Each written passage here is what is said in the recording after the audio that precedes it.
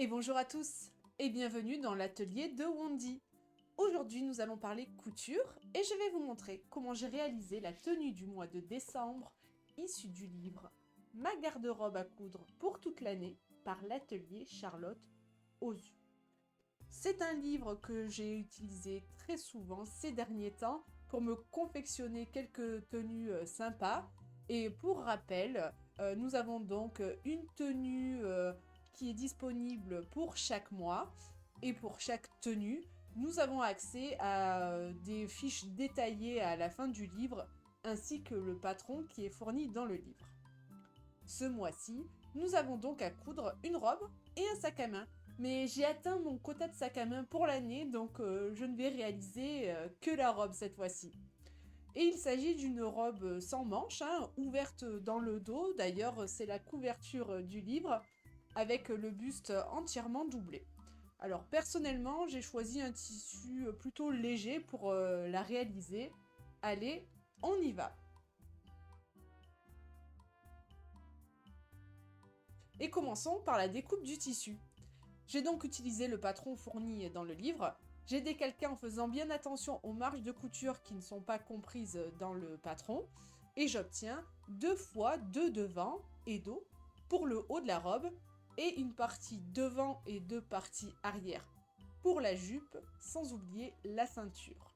Maintenant, passons à la couture. Première étape, l'assemblage du haut. Alors pour cela, j'ai d'abord réalisé les pinces sur les 2 devant. Il y en a 8 en tout. Puis j'ai assemblé par les épaules chaque partie devant avec les 2 parties dos.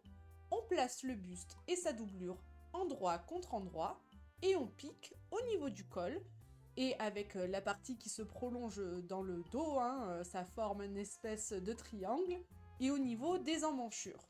À ce moment-là, on crante le col et on dégarnit nos angles, puis on retourne l'ouvrage sur l'endroit, et enfin, on assemble le haut par les côtés. Maintenant, passons à la ceinture. La ceinture est également doublée, donc on va assembler chaque devant de ceinture avec ses parties dos.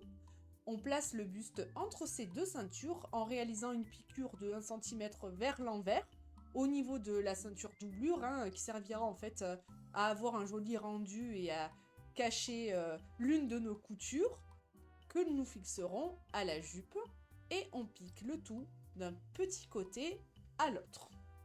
On couche la ceinture vers le bas et on passe à la jupe.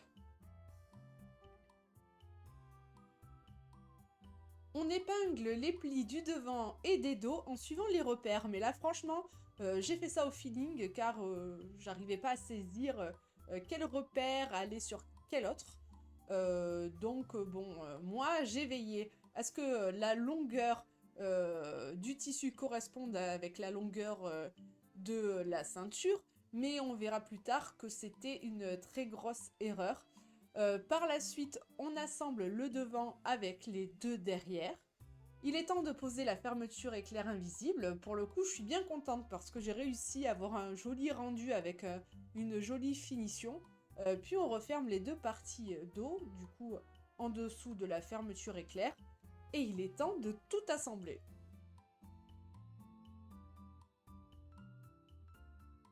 On assemble donc la ceinture extérieure avec la jupe. Et sur l'endroit, on surpique en prenant la doublure avec les marges de couture. Et il est temps de placer nos boutonnières, c'est-à-dire l'une en haut du dos et une au niveau de la ceinture. Mais là, c'est le drame, car au niveau de la ceinture, je n'ai pas de surplus de tissu qui m'aurait permis de fermer la ceinture sur un bouton, dû au fait que j'ai mal réalisé mes plis.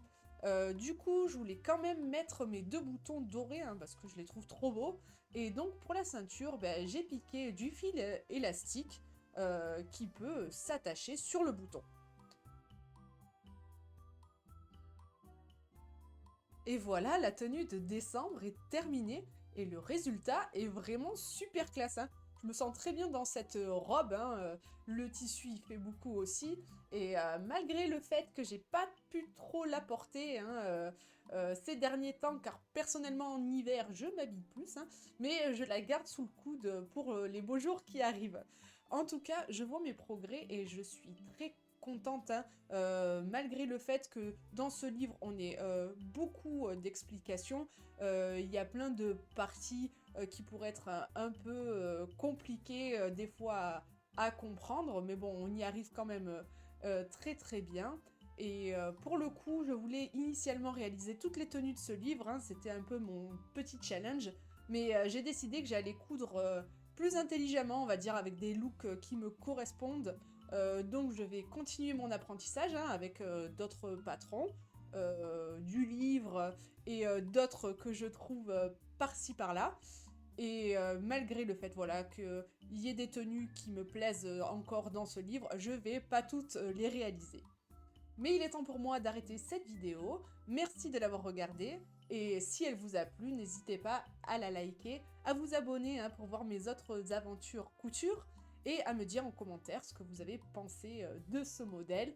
On se dit à très bientôt, des bisous, ciao ciao!